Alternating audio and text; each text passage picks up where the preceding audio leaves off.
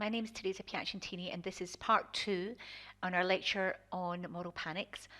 And in this recording, I will be looking at how the concept has been used by other sociologists and also how it has been critically debated. So the first study I want to really look at is the work of Stuart Hall and colleagues who were interested in race relations and British identity for black British people in the UK. And in this book called Policing the Crisis, they give an account of the rising moral panic surrounding what was then the relatively new crime of mugging. And this was written over a 6-year period following the arrest in 1972 of 3 youths of mixed ethnic backgrounds for a so-called mugging in a district of Birmingham. Now, prior to the moral panic surrounding mugging, the act of taking someone else's possessions might have been referred to as robbery or theft.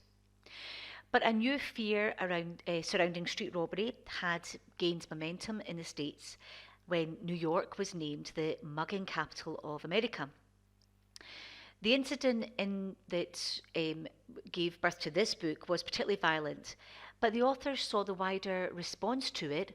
One of the perpetrators, who was 16-year-old at the time, was sentenced to an unprecedented 20 years in prison as saying something far more fundamental about the nature of British society in the late 60s and early 70s. Mugging, Hall and his fellow authors pointed out, was a label that had only recently been introduced to British language. And yet, because of widespread concern about a perceived increase in violent street robberies, it was made an official crime category within months. So this reflects back to this idea of diffusion and escalation and innovation that Cohen talks about. Violent assaults had in fact been increasing in Britain since the 1950s. But the figure of the mugger resonated in the particular moment of Britain in the early 70s. And this historical context that we're looking at that was very much anti-immigrant, anti-welfare, and really bolstered by racist ideologies. And it's in this context that they argue that the image of the mugger was summoned onto the scene, constructed by the combined forces of the media, conservative, public opinion, and the state. By the latter as a means of justifying its resort to increasingly repressive means of winning consent. So like the mods and rockers of the 1960s, the mugger became the scapegoat, a folk devil in a nationwide moral panic. And this was a highly racialised folk devil who was perceived as black, violent, undisciplined and permissive. The mugger was portrayed as the bearer of all our social anxieties, the very opposite, they argue, of what it meant to be British. Policing the Crisis was really a groundbreaking piece of research, and it took a fine-tooth comb to the social symbolic landscapes of the 70s, the ideologies that perpetuated how we understood society, that would shortly prove to be fertile ground for the neoliberalism that was to come under Thatcher. And what's special about the book is that it really compellingly demonstrates how public opinion is orchestrated via cultural sites and how, far from being spontaneous or organic, public opinion is powerfully structured and editorialized.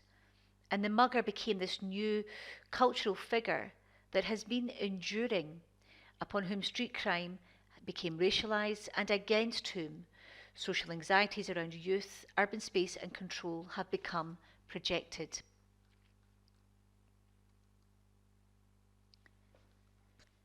A second area I'd like to look at here is the moral panic and the politics of white victimhood when we look at how race and crime intersect with moral panics in the media in the context of the United States.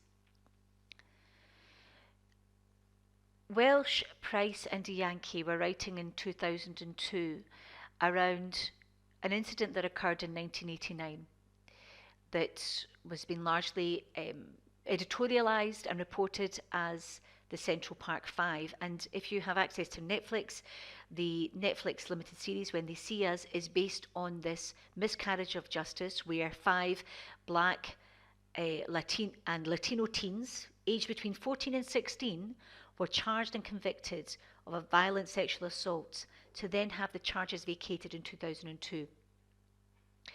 And in this paper, what they explore is that in 1989, so while reporting on this very well publicised attack on a female jogger in New York City, in Central Park, the media discovered something called wilding. It was a newly stylised word that was used to describe sexual violence committed by a group of urban teens. And if you look on the Wakelet storyboard, you'll see a short video clipped from Twitter where this new term, this made-up word, in fact, is explored in more depth. So what's interesting sociologically here is that the term wilding has highly racialized connotations. It perpetuates again a stereotype of young black and Latino males belonging to a dangerous class. The authors explore the moral panic over the term wilding by attending to elements of race and class and fear of crime, especially as they manifest in the media, and how these then contribute to reproducing social and racialized disparities and inequalities. So they take Good and Ben Yehuda's 5 characteristics. So they look at concern. There was a concern that wilding was a new form of social threat. They look at consensus. So by directing enormous attention to this idea of wilding, the media contributed to a growing consensus that there was a new menace threatening society. They look at hostility that was channeled through racial criminal stereotypes that adversely affected the way the suspects were initially processed by the police. They look at disproportionality, so the constant reference to wilding, despite a lack of evidence of any other cases or in fact that it is even a thing. And then they explore volatility. So there are still remnants of this wilding phenomenon linger, particularly in a lexicon of urban crime that reinforces racial criminal stereotypes and come to be reproduced in the US criminal justice system. So in this context, moral panic and conjuring up notions of social disorder also, they argue, symbolises a threat to the prevailing political economy.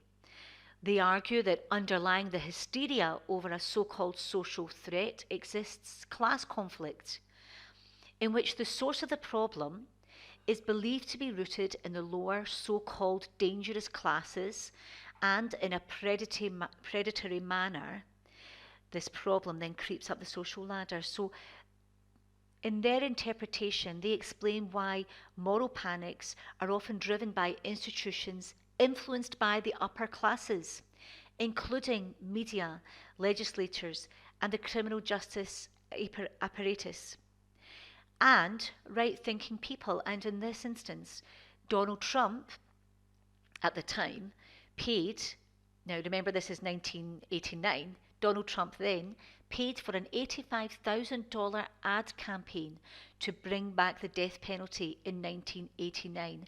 And while he didn't specifically, explicitly suggest that the Central Park Five, as they came to be known,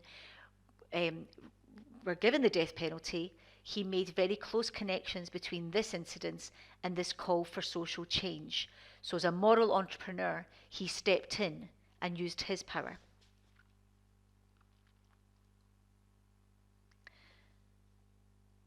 Another example I want to look at briefly is this paper written by King in 2015 that explores a so-called phenomenon of the knockout game.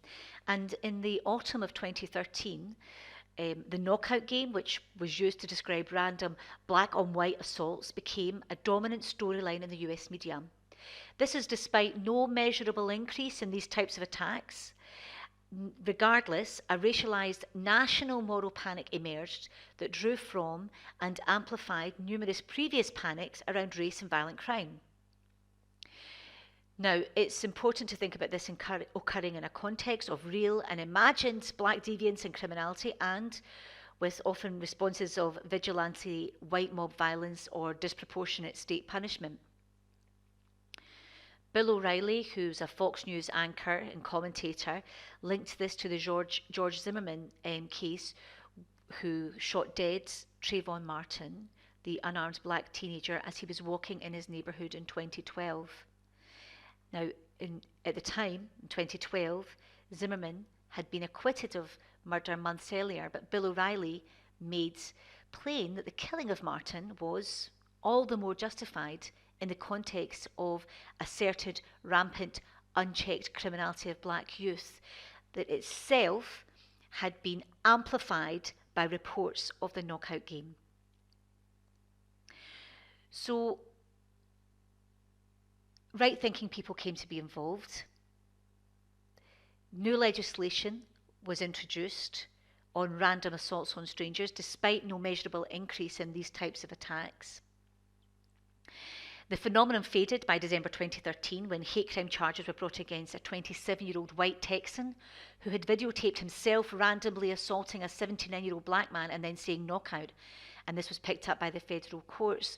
And while in many ways the knockout game is the latest iteration of exaggerated and projected white fears of black violence in the US, so we can see that we align it with this sentiment of white aggrievement, the current racial formation is one that increasingly promotes the idea that white Americans are systematically subordinated. And in spite of any evidence to support this claim, media outlets have played a key role and continue to play a key role in stoking racialized moral panics and normalizing what had once been fringe theories of white racial victimhood. So we can see in these three examples ways in which the concept of moral panic has been taken up and worked through more contemporary social phenomenon. But what I'd like to do now is think about how the concept might have been criticised and how sociologists have attempted to apply it. And a key problem, according to Waddington, is not the concept itself, but how it is used by journalists and also student researchers since its inception. So the first thing to say is that Waddington says there's a problem with how we measure proportionality, right?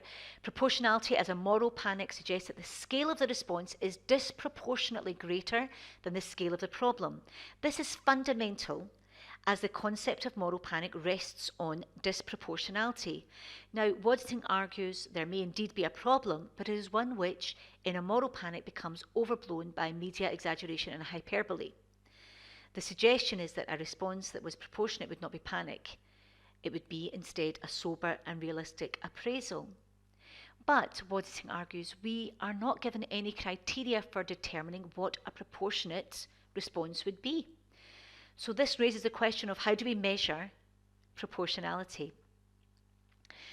But according to Good and Ben Yehuda, there are criteria that can be met if the figures used to measure crises are exaggerated, if the concrete threat feared is in fact non-existent by variable evidence, so we don't have the evidence to support the concrete fear, and if we pay attention to one condition over another. So they argue that actually we can measure proportionality. Waddington also is critical that moral panic is a value-laden term that actually undermines the seriousness of the problem. The use of the word moral prevents links to other kinds of issues such as health scares, and panic suggests irrationality, that those involved react emotionally to largely mythical fears. So he says they are both emotional and value-laden, and therefore we have to question their use. And he also suggests that it is a polemical rather than analytical concept. So by this he means it's so value-laden that it's actually just a controversial term. But it doesn't help us understand adequately a particular social phenomenon. McRobbie and Thornton are also critical. They suggest there's a more complicated set of connections between the media and social control agents and folk devils and moral guardians since the 60s, so we should rethink the concept. They argue that rarely will a moral panic grip the whole of society, so there are many different voices in society and many different opinions about what constitutes a moral panic. They say that there are different forms of media, and that increasingly so in the 20 years since McRobbie and Thornton wrote this article, the media is no longer separate from society. They ask about, folk devils can fight back, right? And this addresses the challenge of agency, whether folk devils have it in their own power to act and respond and influence how they are categorized. And actually, we can see that different community spokespeople will push back and say we are not those folk devils, and that we are instead being victimized. They argue that disapproving mass media coverage legitimizes and authenticates youth cultures to the degree that it's hard to imagine a British youth movement without some kind of moral panic, and that police as agents of social control show some awareness of the dangers of overreaction, and some sectors of the media will remind viewers of the dangers of moral panic and of alienating members of a particular community by attributing folk devil characteristics to them. Yvonne Jewkes is also critical. She argues there is a lack of clarity over the defining characteristics of a moral panic. In Cohen's work, moral panics are seen as short-lived, which fade away after a few weeks or months. However, some areas of concern may last for considerably longer. Concerns, for example, over juvenile delinquency have been present for hundreds of years. And although moral panics may define moral boundaries of acceptable and unacceptable behaviour, there is little or no focus on why groups step outside of those boundaries and behave the way they do in the first place. Jewkes questions the assumption that the deviant group involved in moral panics are always economically marginalised and behave as they do as a result of boredom and or financial hardship, as Cohen suggested in the case of Mods and Rockers. Youth subculture of the 1960s could equally be interpreted as a product of the rising affluence of British society and youth, in particular in the swinging 60s. She argues that the panic thesis tends to overemphasise the centrality of the media, with analysis focusing on the media rather than the actual deviant behaviour. So it focuses on the reaction rather than the causes and the long-term effects. But Jewkes' final position is a bit ambivalent. She's a bit undecided, and while there are fundamental flaws with moral panic analysis, she argues it shouldn't be rejected as invalid or unhelpful. And we just need actually more of a careful reformulation in order to provide the sound conceptual basis. She argues as a means of conceptualizing the lines of power in society and ways in which we are manipulated into taking some things more seriously than others, it is still useful.